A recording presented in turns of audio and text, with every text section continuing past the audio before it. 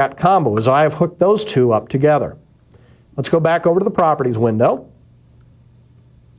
And what we'll find over here is I have set what's called the row source property now of the data combo to dat states. That's how do I want to populate the combo portion, the drop-down list portion of this combo box. Well, I want to do that by selecting from dat states and put the list field property, set that equal to the name of the column within that data control, which as we saw was selecting from the state codes. So I'm going to put the full state description into that combo box's drop-down list. Now, of course, what I need to do is I need to make sure that as I move through the fields that I'm linking that to the data control that has the employee table. Let's go ahead and run this application first, and then I'll show you what I mean by this hookup. Let's go ahead and hit the Start button here. Run this data-aware combo box example. Well, you can see that the state has filled in California. I'm now going to move to another person, and let's try to keep on that combo box up there too so we can see that. If you move up a little bit, there we go, we can see the state California. As I click next here, clicking next, most of these people are in California, but there's one that's actually in Iowa. And notice how it changed. And there's one in Washington and Colorado. You'll notice that this is a complete list of states that's filled into this combo box. Again, no coding to do this. This was filled in by the row source property and the list field property. But then I need to, actually that's the other combo box that's sitting over here, which I've made invisible. But I had to also hook it up to the employee table, to this employee data control. That's where the other properties come into effect.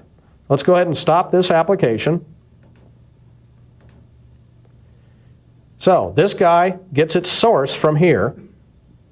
But every time we move through, I want this state to change based on the other employee fields. So let's go back to the Properties window. And let's look at the Data Controls combo box. I set the data source to dat employees. I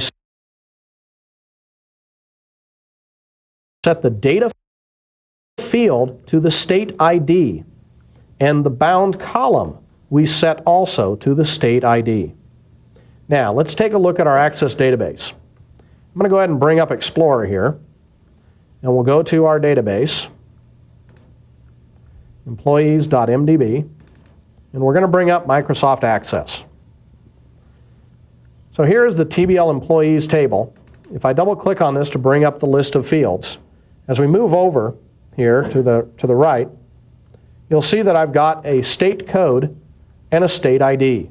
Now the state ID is actually my linking field that also links to the TBL states table. Here's the state ID. So every time that I move in the employee record, I want to move to the corresponding record in the state table based on this state ID.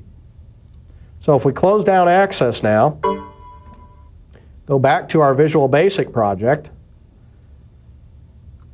make sure we're on the data combo box, and go over to the properties one more time, this should make a little more sense because now I'm looking at the data control, dat employees, and I'm saying every time we move something in here, the dat employees, update the data field in that record set, or the data combo box's record set, and bind that to the other data control. So you move in this one, it moves to the other one. And that's how we get the synchronization to happen between the data control and the employee data control. Now moving through the ADO data control, not a very nice interface in my book. I mean, just clicking next and next and next. If you have 500 rows there, it's going to take a while to get to that 450th person, for example. I'd kind of like a little bit more direct access.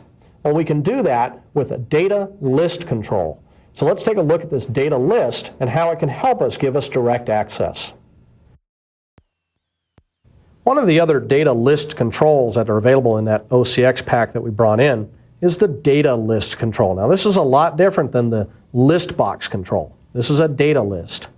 If we click on this, and we actually go over to the Properties window again, and we look over here in the Properties, again we'll see a row source property to which I've set to the employee table, to the employee data control. And it also has a list field property, which I've set to the last name property, or last name field in that record set. Then it also has all the same stuff up here, the data source and data field. Now I'm not going to hook those up because I don't really need to keep these in sync, and I'll show you why in just a minute. So let's go ahead and run this application now and look at the data aware list box. Now if we look over here, we can see a list of all of the last names. So if I were to click on one, what I'd want to have happen is all the data over here to refresh also. So when I click on Sue Johnson, or Henry Hyde, or Henry Higgins, or Bob Madison, it actually shows over here on the right-hand side.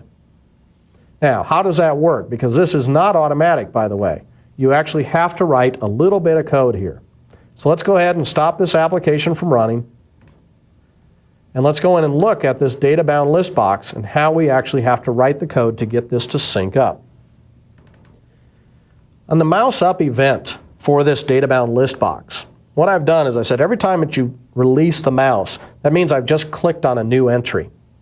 Well, what happens with this data-bound list box is that the data-bound list box's selected item property is filled in with the bookmark of the record set. When you build a record set, every record set is given a unique ID. Each row in the record set is given a unique ID. And this unique ID is called a bookmark. So you set a bookmark, you can move to a bookmark. Well, when you load up a data control, it builds this set of bookmarks in the background for you, and then every time you select an item, it fills in the selected item property with that bookmark that corresponds to the bookmark in the record set. Well, this is great because now I can take this selected item and I can give it to the bookmark property of the record set property of my data control. So the data controls has a record set property. The record set, as I said, has a bookmark. So basically by setting that bookmark, I have now told it to move to that particular row. Thus, when it moves, it updates all of the controls on the form.